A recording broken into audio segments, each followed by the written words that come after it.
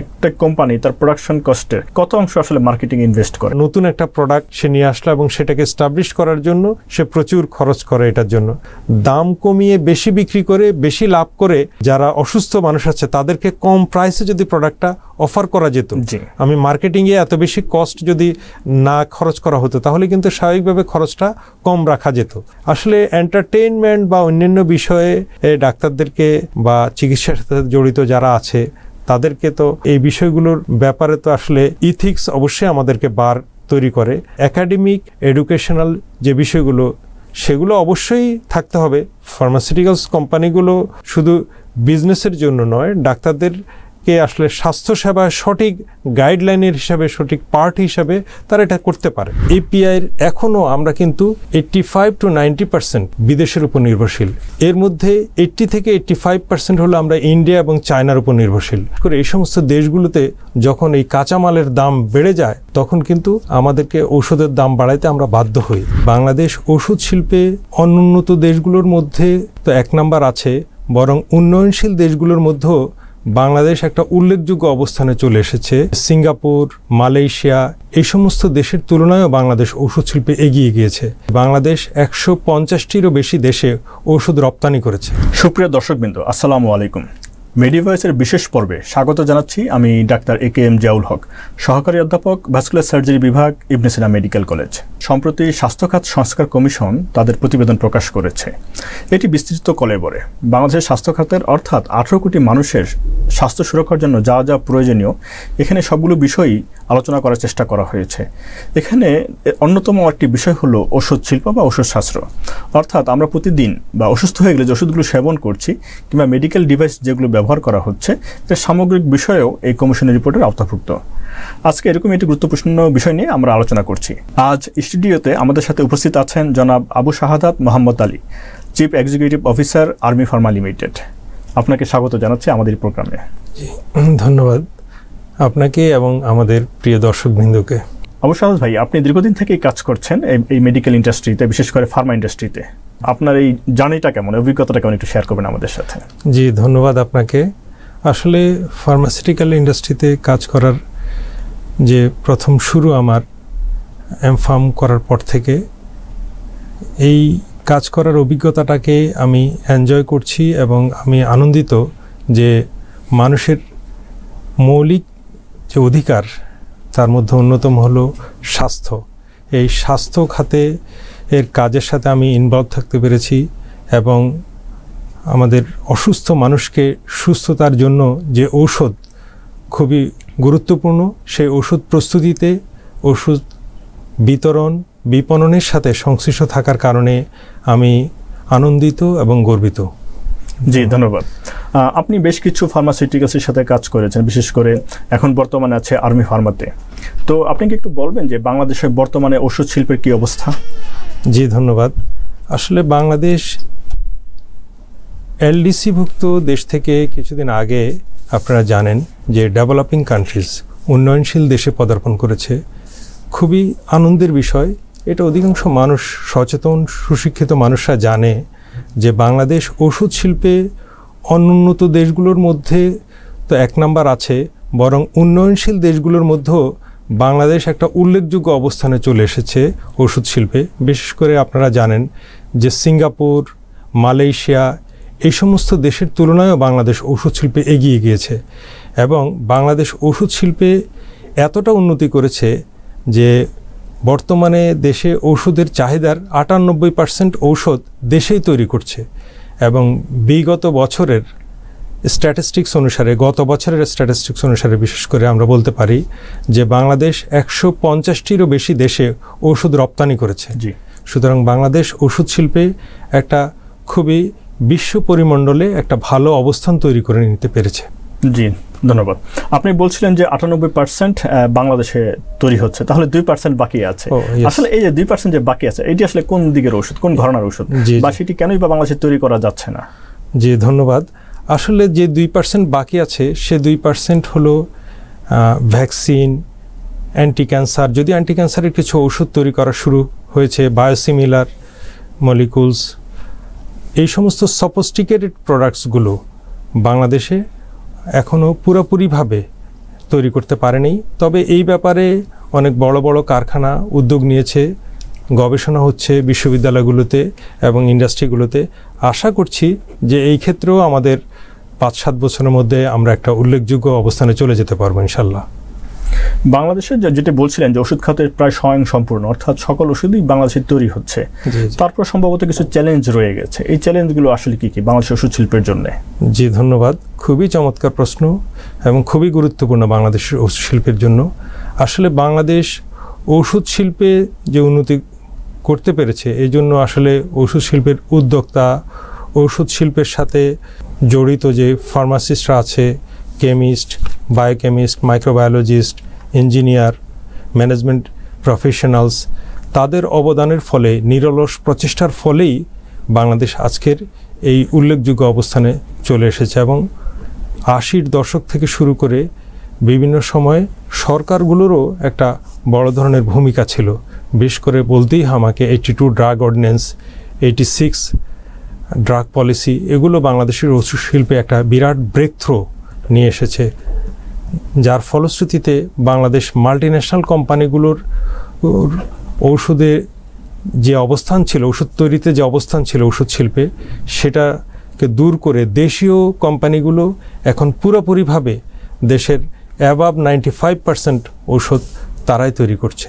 তো এখনও এর মধ্যে যে চ্যালেঞ্জগুলো আছে তার মধ্যে উল্লেখযোগ্য চ্যালেঞ্জ হলো বাংলাদেশ আসলে ওষুধ শিল্পের যে ব্যাকওয়ার্ড লিঙ্কেজের সবচেয়ে ইম্পর্ট্যান্ট বিষয় হলো যে র মেটেরিয়ালস, এর মধ্যে কাঁচামাল, এর মধ্যে আছে আবার এপিআই, অ্যাক্টিভ ফার্মাসিউটিক্যাল ইনগ্রেডিয়েন্টস।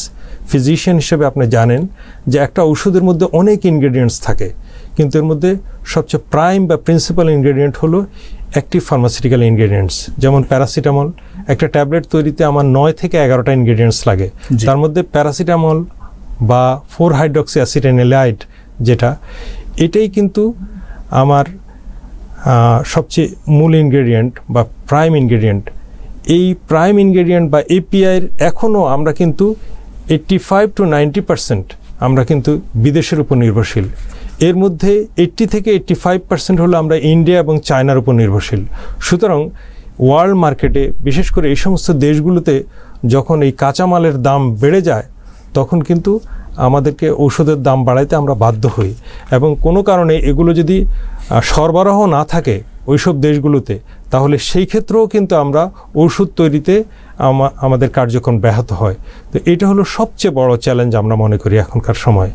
এছাড়াও মেশিনারিজ এবং অন্যান্য বিষয়েরও কিছুটা কমতি আছে, সেগুলো দূর হচ্ছে। তবে প্রাইম কনসার্ন হলো আমাদের যে এপিআই ইন্ডাস্ট্রি এক্সপানশন হওয়া খুবই জরুরি। আমরা কথা বলছিলাম যে বাংলাদেশে যে ওষুধ শিল্পের যে চ্যালেঞ্জগুলো, জি জি, আপনারা বিদেশে ওষুধ রপ্তানি করছেন, বলছেন যে 150টিরও বেশি দেশে আপনারা ওষুধ রপ্তানি করছেন। জি জি, তো সেটি কোন কোন দেশে রপ্তানি করছেন বা সেখানে আসলে আপনাদের অভিজ্ঞতাটা কেমন? জি ধন্যবাদ। বাংলাদেশে আসলে ঔষধ রপ্তানির ক্ষেত্রে এমন একটা অবস্থানে আসছে, আমরা ঔষধ যে সমস্ত দেশে রপ্তানি হয় বা ওয়ার্ল্ড ফার্মাসিউটিক্যাল মার্কেটগুলোকে কান্ট্রি ওয়াইজ আমরা 3 ভাগে ভাগ করি। একটা হলো হাইলি রেগুলেটেড কান্ট্রিজ, যেগুলোতে নিয়মকানুন খুবই স্ট্রিক্ট, যেমন ইউএসএ, কানাডা, ইউরোপিয়ান ইউনিয়নের দেশসমূহ, এশিয়ার জাপান, সিঙ্গাপুর, এই হাইলি রেগুলেটেড কান্ট্রিজ কিন্তু বাংলাদেশ ওষুধ এক্সপোর্ট করছে। আবার কিছু দেশ আছে যেগুলো মডারেটলি রেগুলেটেড কান্ট্রিজ, যেমন আমরা বলি মালয়েশিয়া, ইন্দোনেশিয়া, শ্রীলঙ্কা, আফ্রিকার কয়েকটা দেশ, কেনিয়া, নাইজেরিয়া, এই সমস্ত দেশ হলো মডারেটলি রেগুলেটেড কান্ট্রিজ, মধ্যম পর্যায়ের তাদের নিয়ন্ত্রণ ব্যবস্থা। আর কিছু আছে লেস রেগুলেটেড কান্ট্রিজ, যেমন আফ্রিকার অনেকগুলো দেশ বা এশিয়ারও কিছু কিছু দেশ। বাংলাদেশ কিন্তু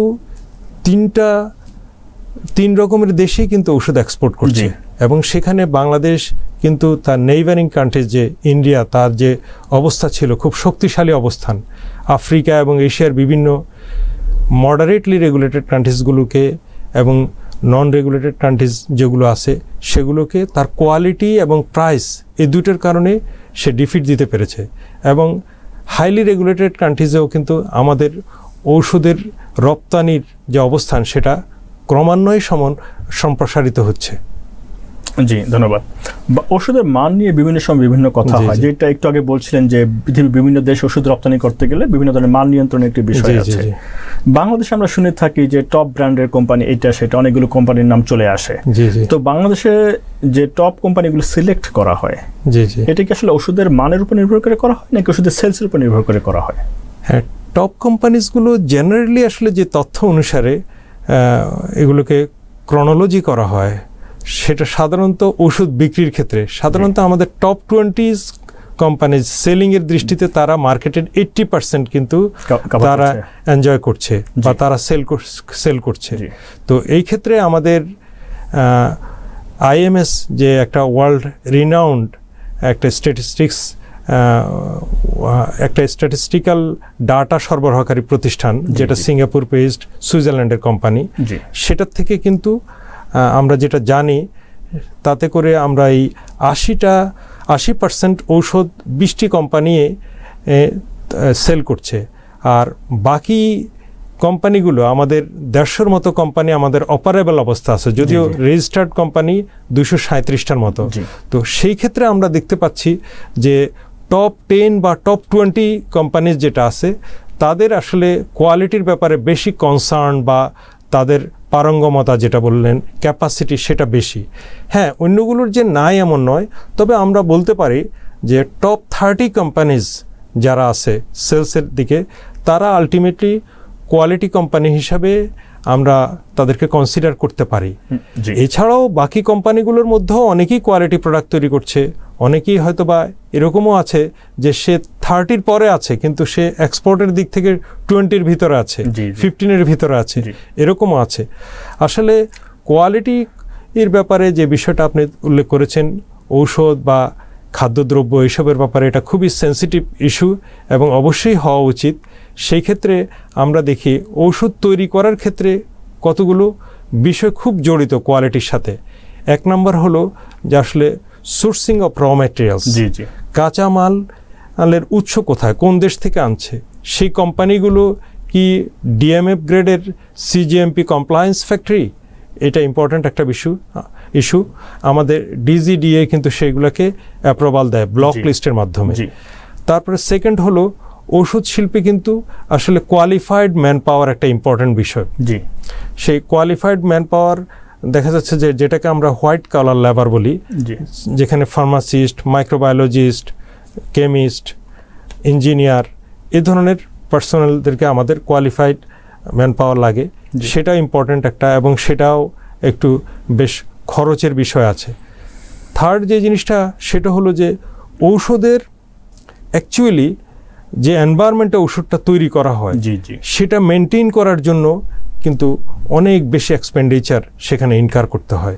এবং আমরা দেখি সেখানে যে যন্ত্রপাতিগুলো যেরকম খুবই উন্নত মানের দরকার হয় এবং সেগুলোর অনেক প্যারামিটার্স মিট করতে হয়, সাথে সাথে যে এনভায়রনমেন্টটা, যেমন পার্টিকেল কাউন্ট ওষুধ তৈরি করার ক্ষেত্রে A class, B class, C class, D class, বিভিন্ন টাইপের যে অ্যারেঞ্জমেন্ট করতে হয় আমাদের, সেই ক্ষেত্রে প্যারেন্টারাল প্রিপারেশনস বা যেগুলো ইনজেকশন বা ইনফিউশন, সেগুলো কিন্তু আমাদের যে এনভায়রনমেন্টে তৈরি করতে হয় ক্লাস A, সেইটা মেনটেন করার জন্য এইচব্যাক সিস্টেম সহ, এইচব্যাক মানে হিট ভেন্টিলেশন এবং এয়ার কন্ডিশন, এগুলোর উপর কন্ট্রোল করা এবং পার্টিকেলটাকে কন্ট্রোল করা, এটার জন্য প্রচুর এক্সপেন্ডিচার আছে।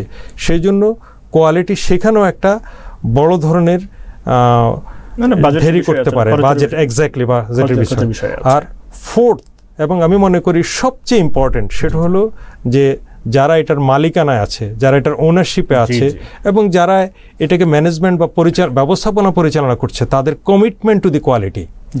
অনেক সময় এরকম হয়, ভুল হয়ে যেতে পারে যে কোনো কাজে, ঔষধের ক্ষেত্রেও এরকম ভুল হতে পারে, সেজন্য সেটা সেই খরচটাকে কিন্তু স্বীকার করে নিতে হবে যে এটা খরচ হয়ে গেছে, ভুল ত্রুটি হয়ে গেছে, এটা ইনভেস্টমেন্ট হিসাবেই থাকবে, কিন্তু সেই ভুল ত্রুটি হয়ে গেলে সেটাকেই আবার চালিয়ে দেওয়া যাবে না। এটা সচরাচর হয় না, কিন্তু কোনো কোনো ক্ষেত্রে এটাকেও অ্যাড্রেস করতে হয়, মার্কেট থেকে প্রোডাক্ট রিকল করতে হয়। এই চারটা বিষয় মিলেই আসলে ওষুধের কোয়ালিটি রিলেটেড। তো এইগুলোকে অ্যাকমপ্লিশ করে এগুলোকে ইন্টিগ্রেটেড ওয়েতে ম্যানেজমেন্ট করে। আমরা আশা করি যে আসলে টপ কোম্পানিগুলো এই মান রক্ষার চেষ্টা করবে। আর আমি একটা জিনিস সম্পূরক প্রশ্ন এই বিষয়ে, যে এরকম কি কোনো লিস্ট আছে যেখানে টপ 10 কোম্পানি বাই কোয়ালিটি, এরকম কি করা হয় কিনা, বাংলাদেশে এরকম প্র্যাকটিস আছে কিনা যে কোয়ালিটি অ্যাসেসমেন্ট করা হলো? সেফর আমরা জানি ওষুধ প্রশাসন এবং তার অঙ্গ সংগঠনগুলোর একটা ব্যবস্থা আছে, তারা মার্কেট থেকে স্যাম্পল কালেক্ট করে এবং কোয়ালিটি অ্যাসেস করে। যেমন কিন্তু বাংলাদেশের তার ক্যাপাসিটি অনেক কম, 30,000-এর মতো বেশি প্রোডাক্ট আছে, জেনেরিক প্রোডাক্ট আছে যা বিভিন্ন ব্র্যান্ড নেবে, তাদের মধ্যে 6,000 মাত্র করতে পারে, স্যাম্পলিং করতে পারে, কিন্তু 6,000 মানে বাকি 24,000-ই করতে পারে না। কিন্তু মানে আমার জানার বিষয় যে আসলে বাই কোয়ালিটি আপনাদের কাছে কোন এরকম ইন্ডেক্সিং আছে কিনা, টপ 10 টপ 20 এরকম কি? জি ধন্যবাদ, খুবই রিলেভেন্ট প্রশ্ন করেছেন। জনমনে যে চিন্তা ভাবনা হয়, আসলে বাই কোয়ালিটি এভাবে ইন্ডেক্স করা হয়েছে বলে আমার জানা নাই। তবে বিষয়টা অবশ্য পাবলিকলি এটাকে ডিসক্লোজ করা যাবে না, কারণ অথরিটি এটাকে দেখতে হবে। কারণ অনেক সময় পাবলিক এই বিষয়গুলোকে না বুঝে অনেক ধরনের ভুল বোঝাবুঝি তৈরি হতে পারে। তবে এই বিষয়টা করা দরকার বিভিন্ন প্রোডাক্টের। আমাদের যে জেলা লেভেলে যে সমস্ত ফার্মাসিস্টরা কাজ করে, ডিজিডি এর directorate general of drug administration, তারা কিন্তু আপনি যেটা বলেছেন স্যাম্পল কালেক্ট করতে হয়, এবং স্যাম্পল কালেক্ট করে সেন্ট্রাল ড্রাগ টেস্টিং ল্যাবরেটরি যেটা আছে আমাদের, ন্যাশনাল ড্রাগ কন্ট্রোল ল্যাবরেটরি, সেখানে পাঠানো হয়। তো সেখানে এবং আসলে বাইরের জেলাগুলোতেও আমাদের জনবলের সীমাবদ্ধতা আছে। একজন ফার্মাসিস্ট এতগুলো ফার্মাসি চেক করে বিভিন্ন জায়গা থেকে স্যাম্পল কালেক্ট করে, তার অনেক দায়িত্ব, ইন্ডাস্ট্রিগুলো ভিজিট করা, সেখানে সে শুধু অ্যালোপ্যাথিক নয়, হোমিওপ্যাথিক, তারপরে আয়ুর্বেদিক, এই সমস্ত কোম্পানিগুলোকেও তাকে ভিজিট করতে হয়। এবং সাথে সাথে ঔষধের দোকান, দেশে রেজিস্টার্ড প্রায় 1.5 লাখের মতো ফার্মেসি আছে, সেই ফার্মেসিগুলো এর বাইরেও কিন্তু এই রেজিস্টার্ড ফার্মেসিগুলোর বাইরেও অনেক ঔষধের দোকান, সমান সংখ্যক দোকান রয়েছে, যারা সমান সংখ্যক বা এর চেয়েও বেশিও হতে পারে, তো সমান সংখ্যক হবে। তো এগুলো আসলে জনবলের সীমাবদ্ধতা, এই বিষয়ে আসলে অবশ্যই আমাদের এগিয়ে যেতে হবে, এটা অ্যাড্রেস করতে হবে গভর্নমেন্টকে, এবং গভর্নমেন্ট সেটা চেষ্টা করছে। গত কয়েক দশকে অবশ্যই সেটার অনেকটা উন্নতি হয়েছে, তবে এটা not up to the mark yet. আমি একটু আরেকটু জেনে নিতে চাই, আপনারা বিদেশে ওষুধ রপ্তানি করছেন, আবার দেশেও ওষুধ বিক্রি করছেন, তাহলে এই যে বাইরের দেশে যেভাবে কোয়ালিটি অ্যাসেস করা হচ্ছে, যে কোয়ালিটি অ্যাসেসমেন্ট পাস করার পরেই আপনাকে অনুমতি দেওয়া হচ্ছে ওষুধ বিতরণ করার জন্য, বিক্রি করার জন্য, বাংলাদেশে আসলে এটার সঙ্গে কি পার্থক্য আপনি দেখতে পান, একটু কাইন্ডলি যদি বলতেন। জি ধন্যবাদ আপনাকে। আসলে উন্নত বিশ্বে ঔষধ নিয়ন্ত্রণের জন্য যে সমস্ত ম্যানেজমেন্ট সিস্টেম এবং যে ধরনের ব্যবস্থাপনা, যে ধরনের ম্যানেজমেন্ট সিস্টেম এবং যে ধরনের সরকারি ব্যবস্থাপনা রয়েছে এবং যে ধরনের টেকনোলজি অ্যাডপ্ট করা হয়েছে, সেগুলোর ক্ষেত্রে আমরা অবশ্যই এখনো পিছিয়ে আছি। সেই ক্ষেত্রে আসলে বলা যায় যে সেই ধরনের যদি মেনটেন করা হয়, সেক্ষেত্রে আমাদেরকে ঔষধ তৈরিতে আরও অনেক ধরনের উন্নত পদ্ধতি এবং ব্যবস্থাপনা পদ্ধতি, টেকনোলজিক্যাল আসপেক্টসে আমাদেরকে অ্যাডপ্ট করতে হবে। তবে সেগুলো আমাদের বড় বড় কোম্পানিগুলো করছে, তাদের নিজস্ব বিজনেসের স্বার্থেই করছে। তবে এখনও অনেক কোম্পানি কিন্তু এগুলো ব্যবস্থাপনাটা এখনও অ্যাডপ্ট করতে পারেনি। তো সেই ক্ষেত্রে সরকারের, বিশেষ করে ডিজিডিএ, এই বিষয়টা করার জন্য তাদেরকে তাগাদা দিচ্ছে, এবং আমরা দেখছি যে যেগুলো এগুলো করতে পারছে না, যে সমস্ত কোম্পানিগুলো, তারা আস্তে আস্তে ছিটকে পড়ছে, তারা তাদের উৎপাদন আর কন্টিনিউ করতে পারছে না। তো আমরা আশা করছি সেগুলো দ্রুত বাংলাদেশের বিভিন্ন কোম্পানিগুলো অ্যাডপ্ট করবে, এবং ঔষধ অ্যাকচুয়ালি আমরা মনে করি হাইলি রেগুলেটেড সব কোম্পানিগুলো না পৌঁছলেও মডারেটলি রেগুলেটেড কান্ট্রিজের মতো আমাদের দেশের সকল ওষুধ কোম্পানিগুলো ওষুধ তৈরি করবে, এই অবস্থায় আমরা ইনশাল্লাহ পৌঁছে যাব। এবং সেজন্য কিন্তু সরকার এখন সিজিএমপি কমপ্লায়েন্সের বিষয়ে খুবই সজাগ। আপনি যে কোনো ম্যাটেরিয়ালস আনার ক্ষেত্রে সিজিএমপি কমপ্লায়েন্স, ডিএমএফ গ্রেড এগুলো আছে কিনা সেই এগুলোর কিন্তু তথ্য সরবরাহ করতে হয়। আবার সাথে সাথে আপনার কোম্পানিও এগুলো তৈরি করার সময় WHO এর যে গাইডলাইন সেটা ফলো করছে কিনা, সেই বিষয়ে উপযুক্ত ম্যান পাওয়ার আপনার আছে কিনা, আপনার ঔষধ তৈরি করার যে পরিবেশ যেটাকে আমরা এইচব্যাক সিস্টেম অ্যাডপ্ট করা বলি, সেটাও আপনি করতে পেরেছেন কি না সেই বিষয়েও নজরদারি করছে। রেগুলার 2 বছর অন্তর অন্তর তাদের যে ভিজিট আছে লাইসেন্স নবায়নের ক্ষেত্রে সেটাতে কড়াকড়ি করছে। সাথে সাথে তারা আবার সার্ভিলেন্স টিম পাঠাচ্ছে। হঠাৎ করেই ফার্মাসিস্টদের ডিজিডিএর কম্পিটেন্ট গ্রুপকে পাঠিয়ে দিয়ে যাদের ব্যাপারে সন্দিগ্ধ বা কোনো ধরনের অনুযোগ কারো পক্ষ থেকে আসছে, অভিযোগ কারো পক্ষ থেকে আসছে, সে অভিযোগগুলো সঠিক কিনা সেটা খতিয়ে দেখা হচ্ছে। আশা করছি যে আমাদের দেশে উন্নত দেশের মতেই ঔষধ তৈরি করার যথাযথ প্রক্রিয়া যেটা সেটা অবলম্বন করা হবে ইনশাল্লাহ। আমাদের দেশে একটি ধারণা আছে, আমাদের দেশের ধারণা আছে যে ঔষধের মূল্যের ব্যাপারে অনেকেই মনে করেন যে বাংলাদেশ ওষুধের দাম অনেক বেশি। তো প্রতিবেশী দেশ যেগুলো রয়েছে ইন্ডিয়া কিংবা মালদ্বীপ, শ্রীলঙ্কা কিংবা উন্নত বিশ্বে দামের পার্থক্যটা আসলে কতটুকু আসলে যৌক্তিক, এই যে আমাদের যে অনুমান যে আসলে বাংলাদেশ ওষুধের দাম অনেক বেশি? জি ধন্যবাদ। হ্যাঁ, এটা খুবই জনগুরুত্বপূর্ণ প্রশ্ন যেটা আপনি করেছেন। আসলে অ্যাজ এ হোল একটা জিনিস প্রথমে আমাদেরকে স্বীকার করতেই হবে যে বাংলাদেশ অন্যান্য দেশের তুলনায়, বিশেষ করে আমাদের সমপর্যায়ের অর্থনৈতিক অবস্থা যাদের আছে বা কাছাকাছি, তাদের তুলনায় কিন্তু বাংলাদেশে ঔষধ সস্তায় আছে। কারণ আমরা প্রাইস সেন্সিটিভ অনেক মার্কেটেই কিন্তু আমরা আমাদের কম্পিটিটরদেরকে বিট দিয়ে ওষুধ এক্সপোর্ট করছি, এবং এখনও অধিকাংশ ক্ষেত্রে আমরা কিন্তু প্রাইসের মাধ্যমেই কিন্তু আমরা আমাদের অর্ডার উইন করছি। কিন্তু এই ক্ষেত্রে বলতেই হয় একটা জিনিস যে আমাদের দেশের জনগণের জন্য কিছু কিছু ক্ষেত্রে আমরা আসলে অবশ্যই ওষুধের প্রাইস আরও কিছু কিছু ক্ষেত্রে, সব ক্ষেত্রে নয়, কিছু কিছু ক্ষেত্রে কমিয়ে ফেলতে পারি। বিশেষ করে আমি বলবো যে আমাদের আসলে ফার্মাসিউটিক্যাল ইন্ডাস্ট্রিগুলোর মার্কেটিংয়ে জেনারেলি অ্যাজ এ হোল মার্কেটিংয়ের জন্য তাদের যে এক্সপেন্ডিচার যায় বিরাট অংশ, তাদের টোটাল এক্সপেন্ডিচারের সিংহভাগই কিন্তু মার্কেটিংয়ের জন্য। সেই এক্সপেন্ডিচারটাকে যদি আমরা কন্ট্রোল করতে পারি, এটাকে যদি আমরা যৌক্তিক অবস্থায় নিয়ে আসতে পারি, আসলে মার্কেটিং বা কমিউনিকেশন টু দি কাস্টমার সেটা তো লাগবেই, কিন্তু সেটা এক্সেসিভ, সেটা যখন আনইথিক্যাল পর্যায়ে চলে যায় তখনই হিউজ কস্ট সেখানে ইনকার করে। তো আমরা মনে করি যে এইসব ক্ষেত্রে অবশ্যই আমাদের আরও বেশি ঔষধের মূল্য যৌক্তিক পর্যায়ে আনার সুযোগ আছে। আমরা দেখছি বর্তমান স্বাস্থ্য সংস্কার কমিশন কিন্তু এই বিষয়টায় নজর দিয়েছে। এই জন্য আগের যে 117টা প্রোডাক্টের এসেনশিয়াল ড্রাগসের তালিকা করা হয়েছে, সেটাকে ওনারা খুবই সুবিবেচনাপ্রসূত আমি মনে করছি যে এটাকে 285টাতে উন্নীত করছেন। সেই ক্ষেত্রে ওনারা প্রাইমারি হেলথ কেয়ারের সাথে সাথে যেগুলো chronic care products, chronic care life long খেতে হচ্ছে ক্রনিক কেয়ার ডিজিজের ক্ষেত্রে, সেগুলোর অনেকগুলোকে সেটার সাথে তালিকায় সংযুক্ত করেছেন ওনারা।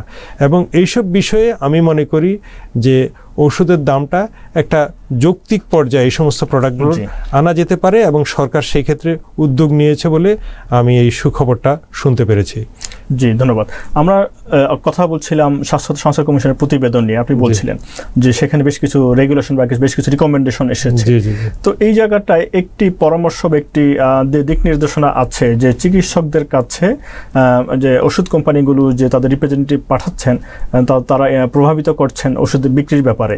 কেউ এটাকে অ্যাগ্রেসিভ মার্কেটিং বলেন, কেউ এটাকে অ্যাগ্রেসিভ প্রমোশন বলেন, কিন্তু যে ফরম্যাটই হোক না কেন ওষুধ কোম্পানির প্রতিনিধিগণ, বিক্রয় প্রতিনিধিগণ যাচ্ছেন চিকিৎসকদের কাছে। এই বিষয়ে বেশ কিছু নির্দেশনা, বেশ কিছু পরামর্শ আসছে। অনেকে বলতে চান যে না, তাদের কাছে যাওয়াই যাবে না, বরং তারা আসলে বিক্রয় প্রতিনিধি, তারা যারা বিক্রি করছেন তাদের কাছে যাবেন। তো এই বিষয়টাকে আপনি আসলে কীভাবে মূল্যায়ন করেন? জি ধন্যবাদ। এটাও খুবই এখনকার সময়ে খুবই আলোচিত একটা বিষয় যেটা আপনি উত্থাপন করলেন। আসলে ঔষধ কোম্পানির প্রতিনিধির যাওয়া দরকার আছে ডাক্তারদের কাছে, তবে আমাদের দেশে এখন যেভাবে যাচ্ছে সেটা অবশ্যই অধিকাংশ ক্ষেত্রে গ্রহণযোগ্য নয়। আপনি দেখবেন, এটা সবাই জানে, ওপেন সিক্রেট, যে বিভিন্ন মেডিকেল কলেজগুলোতে, ঢাকাতে যে বিভিন্ন মেডিকেল কলেজ, বড় বড় অনেক কোম্পানিগুলোর সেখানে 20 থেকে 30 জন পর্যন্ত রিপ্রেজেন্টেটিভ আছে। তাদের 5-6টা, 4 থেকে 6টা পর্যন্ত তাদের এরিয়া ম্যানেজার বা সেলস টিম আছে, যেটা কিন্তু এত সংখ্যক কেন থাকছে সেখানে? এবং জেনারেল প্রোডাক্ট সহ বিভিন্ন প্রোডাক্ট বারবার মনে করিয়ে দেওয়া, বারবার আর্জ করা, এবং সেখানে সেই ক্ষেত্রে অনেক সময় আমাদের নৈতিকতার সীমা লঙ্ঘিত হচ্ছে। তো আমি মনে করি যে এটা একটা যৌক্তিক পর্যায়ে থাকা উচিত। যেমন আমি শুনেছি যে ভারতের অনেক বড় বড় hospital, suppose tata Memorial hospital, সেখানে বিভিন্ন কোম্পানির একজন করে, বড় কোম্পানিগুলোর একজন করে প্রতিনিধি আছে। তো আমি মনে করি যে আমাদের দেশেও এখন যে অবস্থাটা আছে এটা চেঞ্জ হওয়া উচিত। অবশ্যই ওষুধ কোম্পানিগুলো তাদের বিক্রি করার জন্য প্রচেষ্টা চালাবে, তবে সেটা যৌক্তিক এবং নৈতিকভাবে হইতে হবে, এবং ডাক্তারের সাথে অবশ্যই তাদের ইনফরমেশন ইন্টারাকশন হইতে হবে। বিভিন্ন সেমিনার সিম্পোজিয়ামগুলোর অ্যারেঞ্জমেন্ট করার ক্ষেত্রে ঔষধের তথ্যগুলো, বৈজ্ঞানিক বিভিন্ন উপাত্তগুলো ডাক্তারদের কাছে সরবরাহ করতে হবে। এটা চিকিৎসার জন্য প্রয়োজনীয়, তবে সেটাকে যৌক্তিক এবং নৈতিক অবস্থায় নিয়ে আসা দরকার। আপনি কি একটু আমাদেরকে এই বিষয়ে একটু আলোকপাত করতে পারেন যে অনেক সময় এই কথাটি বলা হয় যে অ্যাগ্রেসিভ মার্কেটিং, অ্যাগ্রেসিভ প্রমোশন, আবার বিভিন্ন ধরনের ট্যুর, পিকনিক কিংবা সিএমই অর্গানাইজেশন, সায়েন্টিফিক সেমিনার কিংবা ওয়েবিনার, অর্থাৎ ফার্মাসিউটিক্যালস কোম্পানিগুলো বিভিন্নভাবে এফোর্ড করে থাকে বিভিন্ন বিষয়। এর মধ্যে কিছু থাকে এন্টারটেইনমেন্ট প্রোগ্রাম, কিছু থাকে একাডেমিক প্রোগ্রাম। তো এই যে প্রমোশনের যে জায়গাটা, এই জায়গাটা আসলে ওষুধের মূল্যের ক্ষেত্রে কিভাবে প্রভাব ফেলে, বিশেষ করে আসলে একটা কোম্পানি তার প্রোডাকশন কস্টের কত অংশ আসলে মার্কেটিং ইনভেস্ট করে, এবার যদি আপনার সুযোগ থাকে এই বিষয়ে কোনো মন্তব্য করার? জি, এটা অ্যাকচুয়ালি খুবই ইম্পর্ট্যান্ট একটা বিষয় বলেছেন আপনি। অ্যাকচুয়ালি প্রথম যখন কোম্পানিগুলো মার্কেটে আসে তখন তারা কিন্তু বেশি খরচ করতে হয়, বা তার নতুন একটা প্রোডাক্ট সে নিয়ে আসলো এবং সেটাকে এস্টাবলিশ করার জন্য সে প্রচুর খরচ করে এটার জন্য, এবং সেই সময় কম্পারেটিভলি বেশি খরচ করা যৌক্তিক। কিন্তু এই খরচটা যদি খুব বেশি হয়ে যায় তাহলে তো সেই ওষুধটা কিন্তু দাম কমিয়ে বেশি বিক্রি করে বেশি লাভ করে আলটিমেটলি যারা জনগণ আছে, যারা অসুস্থ মানুষ আছে, তাদেরকে কম প্রাইসে যদি প্রোডাক্টটা অফার করা যেত, আমি মার্কেটিংয়ে এত বেশি কস্ট যদি না খরচ করা হতো তাহলে কিন্তু স্বাভাবিকভাবে খরচটা কম রাখা যেত। তো এটা যদি করা যায় আসলে এটাই ভালো হয়। আসলে এন্টারটেইনমেন্ট বা অন্যান্য বিষয়ে ডাক্তারদেরকে বা চিকিৎসার সাথে জড়িত যারা আছে তাদেরকে তো এই বিষয়গুলোর ব্যাপারে তো আসলে ইথিক্স অবশ্যই আমাদেরকে বার তৈরি করে। আমি মনে করি যে একাডেমিক বা এডুকেশনাল যে বিষয়গুলো সেগুলো অবশ্যই থাকতে হবে। ফার্মাসিউটিক্যালস কোম্পানিগুলো তাদের শুধু বিজনেসের জন্য নয়, ডাক্তারদেরকে আসলে স্বাস্থ্যসেবা সঠিক গাইডলাইনের হিসাবে, সঠিক পার্ট হিসাবে তারা এটা করতে পারে। এটা ওয়ার্ল্ড স্বীকৃত। প্রতিবেদনটা দিল, যে প্রতিবেদন জমা দিয়েছে, সেখানে তারা চিকিৎসকদের সঙ্গে বিক্রয় প্রতিনিধিদের ইন্টারাকশনটা কমিয়ে আনার কথা বলেছে। আবার সিএমই প্রোগ্রামগুলোতে তারা যদি স্পন্সর করে সেগুলোরও ক্রেডিটের আওতায় নিয়ে আসার একটা বিষয় আসছে। আপনি কি মনে করেন যে এই যে প্রতিবেদন বা যে পরামর্শ বা সুপারিশ করা হয়েছে এটি যদি ইমপ্লিমেন্ট করা হয়, বাস্তবায়ন করা হয়, তাহলে বাংলাদেশে ওষুধের মূল্য কমে আসবে?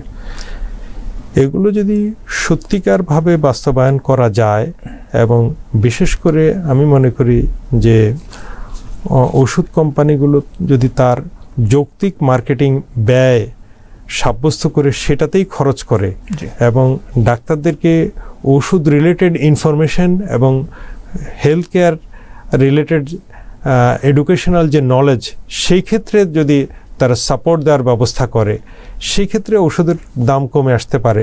অযৌক্তিক খরচগুলো বাদ দিয়ে যদি তারা এটা করে, আমি মনে করি এটা সম্ভব হবে। তবে সেই ক্ষেত্রে আসলে অবশ্যই আমাদেরকে লজিক্যালি, ইথিক্যালি এবং যেটা প্রয়োজন সেই বিষয়গুলোকে জারি রাখতে হবে। অপ্রয়োজনীয়তা, অনৈতিকতা এগুলোকে পরিত্যাগ করতে হবে। জি, ধন্যবাদ। আমাদের দেশে আমরা কমনলি যেটি দেখে থাকি যে একটা প্রোডাক্ট, একটা জেনেরিক প্রোডাক্ট বিভিন্ন কোম্পানি বিভিন্ন নামে নিয়ে আসছে। অর্থাৎ প্যারাসিটামলই দেখা যাচ্ছে যে সকল কোম্পানিরই প্যারাসিটামল আছে, অর্থাৎ 150 কোম্পানি বা 200 কোম্পানি যে ফাংশনিং থাকে প্রত্যেকেরই আসলে এই প্রোডাক্টটি রয়েছে। তো এটি আসলে ওভার প্রোডাকশন কিনা, 1 নম্বর। আর 2 নম্বর হলো দামের যে ভেরিয়েশন হচ্ছে। দেখা যাচ্ছে যে বিভিন্ন প্রোডাক্ট, একই প্রোডাক্ট এক এক কোম্পানি এক এক মূল্যে বিক্রি করছে। কখনো কখনো গ্রস ভেরিয়েশন আমরা দেখতে পাই, অনেক পার্থক্য দেখতে পাই। এই জায়গাটি আসলে কি জন্যে? জি, ধন্যবাদ। প্রথম কথা হলো যে আসলে বাংলাদেশে ঔষধের যে প্রেসক্রিপশনের যে নামটা, ব্র্যান্ড নাম লেখাটা, ট্রেড নেম বা ব্র্যান্ড নেম, এই নামগুলো লেখা ইনস্টেড অফ যে জেনেরিক নেম। এখন জেনেরিক নেম লিখলে হবে কি, তখন ওই ফার্মাসিস্ট বা ডিসপেন্সিংয়ে যিনি আসেন তিনি ভূমিকা রাখতে পারেন যে আমি যে কোনো ঔষধ যেটা গভর্নমেন্ট অথরাইজড বা অ্যাপ্রুভড ফার্মাসিউটিক্যালস ইন্ডাস্ট্রি থেকে তৈরি, সেটাটা আমি সেটাকে ডিসপেন্স করতে পারবো, বিক্রি করতে পারবো। কিন্তু যখন ব্র্যান্ড নেম লেখা হয় তখন কিন্তু স্বাভাবিকভাবে সেই সুযোগটা থাকে না। তো এই বিষয় নিয়ে আমাদের দেশে অনেক দিন আগ থেকেই বিতর্ক আছে, 80-র দশক থেকে এটা শুরু হয়েছে। আসলে আমাদের ঔষধ নীতির একটা ব্রেক থ্রোকারী যে ইনস্টিটিউট ড্রাগ অর্ডিন্যান্স, সেটা ডক্টর জাফরুল্লাহ চৌধুরী, তিনি এটাতে পায়োনিয়ার অবশ্য।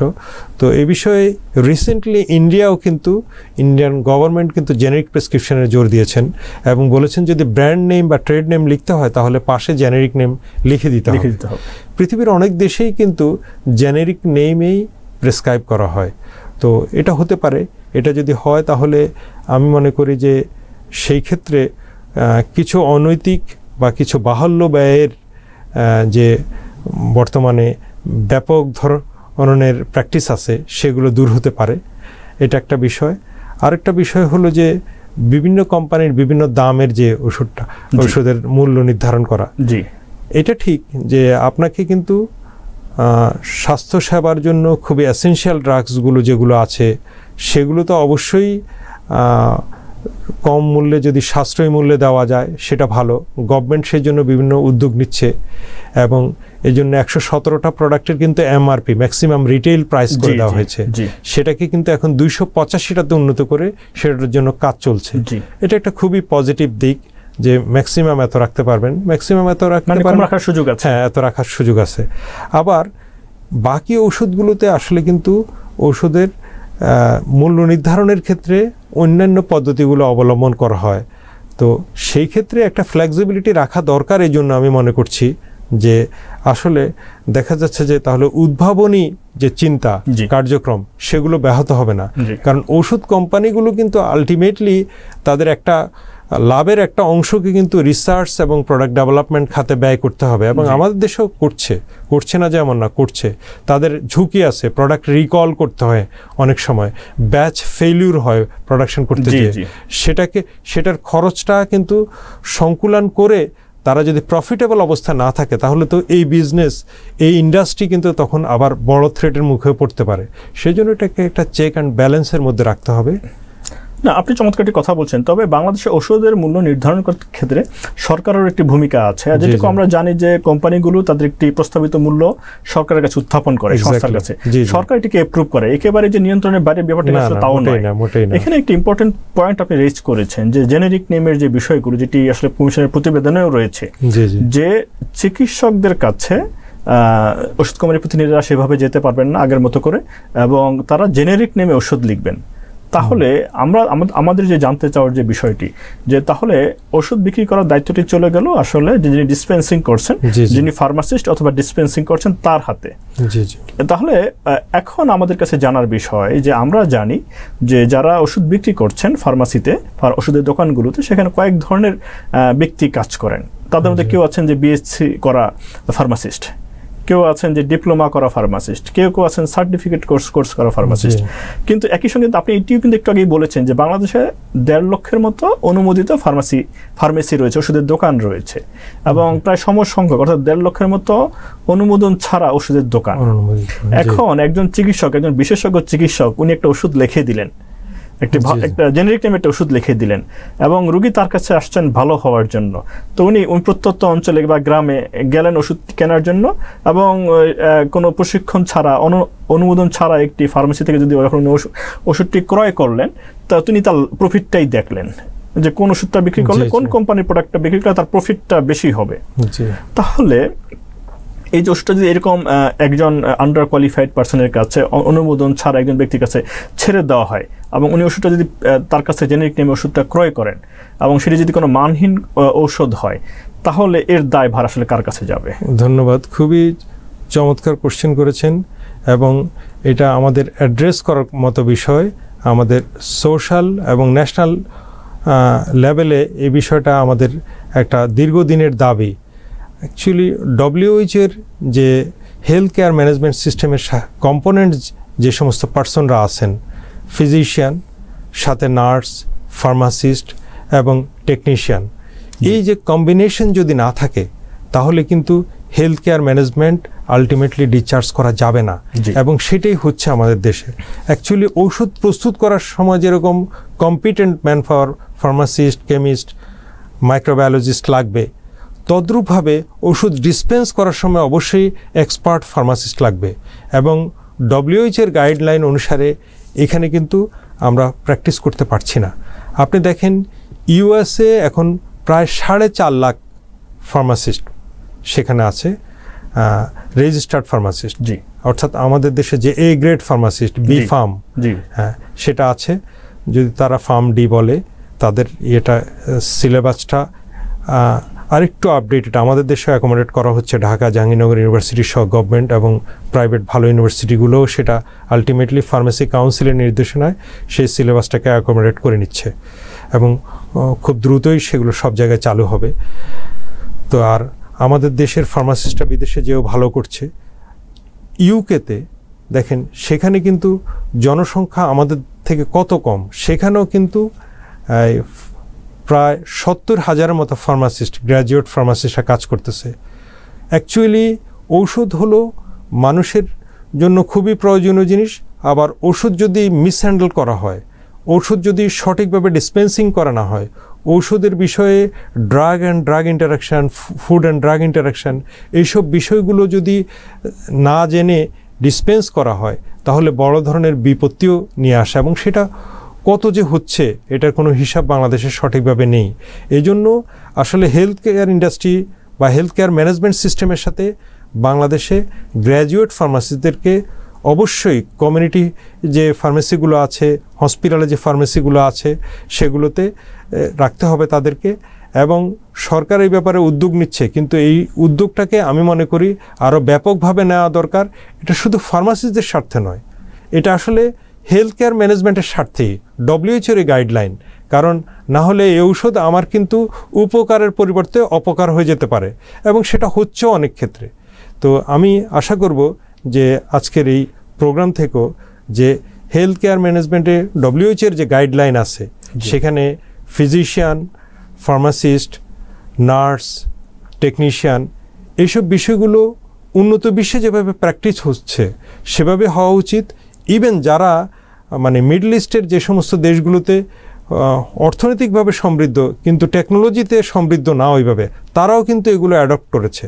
এবং USA এবং ইউরোপের সমৃদ্ধ দেশগুলো সেই গত শতাব্দীর 60-র দশক থেকে, বিশেষ করে আমি বলবো জন হপকিন্স ইউনিভার্সিটি, ওহি ইউনিভার্সিটি, এই হসপিটালগুলো খুব সাফল্যের সাথেই এগুলো প্র্যাকটিস করে আসছে, এবং ওয়ার্ল্ড ওয়াইড এগুলো রিকগনাইজড। বাংলাদেশেও সেটা হওয়া উচিত। তার মানে আপনি বলছেন যে আসলে ওষুধের যে দোকানগুলো রয়েছে, ডিসপেন্সিং যে সবগুলো রয়েছে, সেখানে আসলে কোয়ালিফাইড পিপল থাকতে হবে, কিন্তু একই সঙ্গে যারা অনুমোদন ছাড়া ব্যবসা করছেন তাদেরকে আসলে আইনের আওতায় নিয়ে আসা প্রয়োজন। অবশ্যই, কারণ আমরা দেখছি যে বাংলাদেশে কিছু নিয়ম রয়েছে, যেমন OTC, ওভার দ্য কাউন্টার কিছু ওষুধ বিক্রি করা যায়, কিন্তু আমরা দেখছি যে শুধু OTC নয়, এর বাইরেও অনেক ওষুধ বিক্রি করা হচ্ছে, বিশেষ করে পেইন প্রেসক্রিপশন ড্রাগসগুলো, মানে যেগুলো একজন রেজিস্টার্ড চিকিৎসকের লেখার কথা, প্রেসক্রিপশন যে বিক্রি হওয়ার কথা, সেগুলোর পরিবর্তে তারা নিজেরাই বিক্রি করছে। এবং দেখা যাচ্ছে যে ব্যথার ওষুধ বিক্রি করার কারণে বাংলাদেশে কিডনি ফেলিওর রোগীদের সংখ্যা বাড়ছে। অবশ্যই, যত্রতত্র অ্যান্টিবায়োটিক ব্যবহার করার কারণে অ্যান্টিবায়োটিক রেজিস্ট্যান্স ডেভেলপ করার বিষয় রয়েছে। আমরা দেখছি যে একটা প্রতিষ্ঠিত কোম্পানির একটা ওষুধকে নকল করে ভেজাল করে বিক্রি করা হচ্ছে। তো এই জায়গায় আসলে আইন শৃঙ্খলা রক্ষাকারী বাহিনী কি ভূমিকা পালন করার সুযোগ আছে, কাইন্ডলি একটু বলবেন? জি, ধন্যবাদ। হ্যাঁ, আমরা অবশ্যই এই বিষয়টা অ্যাড্রেস করার জন্য আইন শৃঙ্খলা বাহিনী সহ এটার সাথে রিলেটেড যে সমস্ত পার্সোনাল আছে, সরকারের যে সমস্ত উইং আছে, তাদের ভূমিকা রাখা দরকার। আমি মনে করি প্রথমত যারা এই বিনা লাইসেন্সে এই ঔষধের দোকানগুলো, ফার্মেসিগুলো চালাচ্ছে, তাদের বিরুদ্ধে অবশ্যই আইনগত অ্যাকশন নেওয়া উচিত এবং তাদেরকে আইনের আওতায় আনা উচিত। এটা খুবই অন্যায় একটা বিষয়। আর দ্বিতীয়ত আমি সরকারকেও অনুরোধ জানাবো, বিশেষ করে বর্তমান এই সরকারকে, যারা স্বাস্থ্য খাতের ব্যাপারে একটা কমিশন তৈরি করে এই ব্যাপারে যথাযথ লোকদেরকে নিয়েই এই কমিশনটাতে বিভিন্ন তারা সাজেশন দিচ্ছেন, তাদেরকে বলবো যে এই ক্ষেত্রে ঔষধের সাথে রিলেটেড যে সমস্ত পার্সোনাল আছে, এক্সপার্টরা আছে, বিশেষ করে ফার্মেসি কাউন্সিল অফ বাংলাদেশ এবং দেশের স্বনামধন্য ফার্মাসিস্টরা, বিশ্ববিদ্যালয়ের শিক্ষকরা, তাদেরকে নিয়ে ফার্মাসিস্টদেরকেও এই স্বাস্থ্য খাতের মধ্যে যেভাবে উন্নত বিশ্বের দেশগুলো তাদেরকে অ্যাকোমোডেট করেছে, এটা জনস্বার্থেই, এটা দেশের জনগণের মৌলিক অধিকারের বাস্তবায়নের জন্যেই এই বিষয়ে ফার্মাসিস্টদেরকে ইনকর্পোরেট করা দরকার, তাদেরকে এই বিষয়ে অ্যাকোমোডেট করে নেওয়া দরকার আমি মনে করি। জি, ধন্যবাদ। একটু ভিন্ন টপিকস, ওষুধ রিলেটেডই। যদি সরকার সিদ্ধান্ত নেয় যে স্বাস্থ্য খাতে যে ওষুধগুলো রয়েছে সেগুলো যদি ভিন্ন মূল্যে দেওয়া যাবে, ন্যায্য মূল্যে দেওয়া যায়, তাহলে সেই ক্ষেত্রে আসলে এই ধরনের কোনো উদ্যোগ নেওয়া যায় কিনা সরকারিভাবে?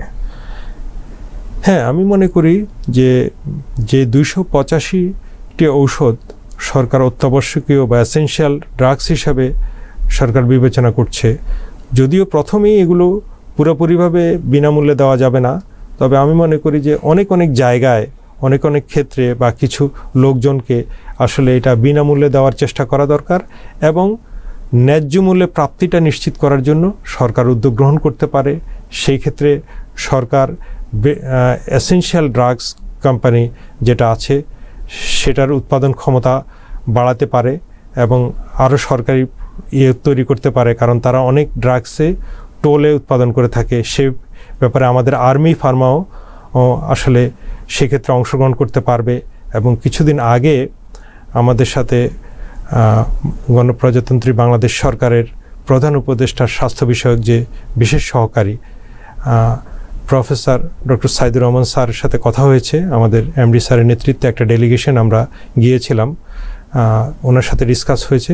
সেই ক্ষেত্রে তিনি আর্মি ফার্মাকেও এই ক্ষেত্রে সংশ্লিষ্ট করা এবং আর্মি ফার্মাও এই ক্ষেত্রে ভূমিকা রাখতে পারবে বলে আমাদের কাছে অভিমত ব্যক্ত করেছেন, এবং আমরাও এই ক্ষেত্রে ওনাকে আশ্বস্ত করেছি যে আমাদের পক্ষে এটা সম্ভব, এবং সরকার সেই ক্ষেত্রে বিনামূল্যে বা সাশ্রয়ী মূল্যে যে উদ্যোগ গ্রহণ করবেন, সেই ক্ষেত্রে এভাবে আরও বেশি আমরা এগিয়ে যেতে পারবো এই স্বাস্থ্য খাতের এই বিশেষ সহযোগিতা করার জন্য দেশের জনগণকে, দেশের রোগাক্রান্ত মানুষকে, বিশেষ করে যাদের ক্যাপাসিটি কম আছে ফিনান্সিয়ালি, তাদেরকে আমাদের স্বাধীনতার আজকে আমরা 50 বছর পরেও, 54 বছর পরেও আমাদের অনেক উন্নতি হয়েছে। আমাদের জনগণের একটা অংশের আমি মনে করি যারা এই ধরনের দরিদ্র পীড়িত অবস্থায় আছে তাদেরকে যথাসম্ভব সাপোর্টে সহায়তা নিয়ে আসা দরকার, এবং এই ক্ষেত্রে আমি মনে করি এসেনশিয়াল ড্রাগস কোম্পানি এবং বাংলাদেশ আর্মি ফার্মা গুরুত্বপূর্ণ ভূমিকা পালন করতে পারে। অনেকেই বলছেন, অনেক বিশেষজ্ঞই বলছেন যে বাংলাদেশে যে রপ্তানিমুখী যতগুলো পণ্য রয়েছে, বিশেষ করে গার্মেন্টস ইন্ডাস্ট্রির পরেই ওষুধ শিল্পের কথা অনেকেই প্রস্তাব করছেন বা মনে করছেন যে সেখানে সুযোগ রয়েছে। তাহলে এই যে একটি এবং মেডিকেল ট্যুরিজমের কথাও চিন্তা করা হচ্ছে, অর্থাৎ বাংলাদেশকে একটি মেডিকেল হাব হিসেবে তৈরি করে। বাংলাদেশে 1 লক্ষের অধিক চিকিৎসক রয়েছেন, কাজে এখানে সুযোগ রয়েছে মেডিকেল ট্যুরিজমের একটি ক্ষেত্র প্রস্তুত করার। আপনারা যারা আছেন ফার্মাসিউটিক্যালস ইন্ডাস্ট্রিতে, বাংলাদেশ স্বাস্থ্য খাতে স্বয়ংসম্পূর্ণ, অর্থাৎ ওষুধ শিল্পে স্বয়ংসম্পূর্ণ, কিন্তু তারপরও আমি জানতে চাইবো যে আপনাদের আসলে কোনো চ্যালেঞ্জ রয়েছে কিনা এই স্বাস্থ্য ওষুধ শিল্পে, এবং সরকারের কাছে আপনাদের কোনো প্রত্যাশা আছে কিনা এই বিষয়ে? জি, ধন্যবাদ আপনাকে। আসলে বাংলাদেশে ঔষধ শিল্প যে অবস্থায় চলে এসেছে, এটা সরকার, উদ্যোক্তা এবং ওষুধ শিল্পের সাথে সংশ্লিষ্ট এক্সপার্টদের ভূমিকার কারণেই আজকে অবস্থায় আসছে। তো আমি মনে করি যে 167টা দেশে সম্ভবত লাস্ট ঔষধ এক্সপোর্ট করেছে বাংলাদেশ। এটা ডেভেলপিং কান্ট্রিজ সহ প্রত্যেকের জন্যই একটি ঈর্ষণীয় ব্যাপার। তো আমি মনে করি যে বাংলাদেশ আজকে গার্মেন্টস শিল্পে যে অবস্থানে আসছে, সবচেয়ে বেশি তার বৈদেশিক মুদ্রা, তাকে সুপারসিড করার মতো একটা শিল্পই আছে বাংলাদেশে আমি মনে করি, যে ঔষধ শিল্প। এবং এই ঔষধ শিল্পের যেই লাভের যে সম্ভাবনা আছে, যেহেতু এই ঔষধ শিল্পের মার্কেটটা কিন্তু বিশাল, $1 trillion, about $4 trillion international market, বা বেশিও হতে পারে, আমার কয়েক বছর আগের ডাটা থেকে আমি বলছি। তো সেই ক্ষেত্রে, এবং এখানে এই টেকনোলজিটা কিন্তু সবাই অ্যাডপ্ট করতে পারে না।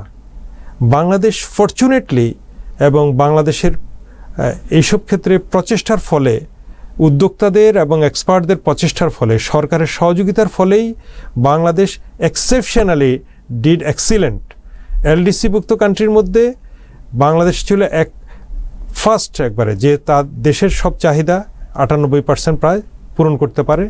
আর ডেভেলপিং কান্ট্রিজে যেহেতু বাংলাদেশ চলে আসছে, এখন ডেভেলপিং কান্ট্রিজেও দেখা গেছে যে বাংলাদেশ আসলে সেই ক্ষেত্রে অধিকাংশ ডেভেলপিং কান্ট্রিজকেও বাংলাদেশ এটা বিট দিয়েছে। তো আমি মনে করি যে বাংলাদেশের ঔষধ যদি এক্সপোর্ট করা যায়, এক্সপোর্ট তো করা যাচ্ছেই, মানে আরও বেশি, অনেক বেশি এক্সপোর্ট করার সুযোগ আছে। সেই প্রেক্ষিতে আমাদের সরকার আরও কিছু ভূমিকা নিতে পারে। যেমন ইনসেন্টিভ দিয়েছে, 10% ক্যাশ ইনসেন্টিভের ব্যবস্থা করেছে, এটা একটা চমৎকার কাজ করেছে। আবার সাথে সাথে আমরা মনে করি যে এই ক্ষেত্রে এপিআই তৈরি করার জন্য আসলে সরকারের উদ্যোগ লাগবে, গবেষণাগার প্রতিষ্ঠা, বিশেষ করে ফার্মেসি ডিপার্টমেন্টের সরকারি এবং বেসরকারি বড় বিশ্ববিদ্যালয়গুলোতে এই ক্ষেত্রে সরকার প্রণোদনা দিতে পারে।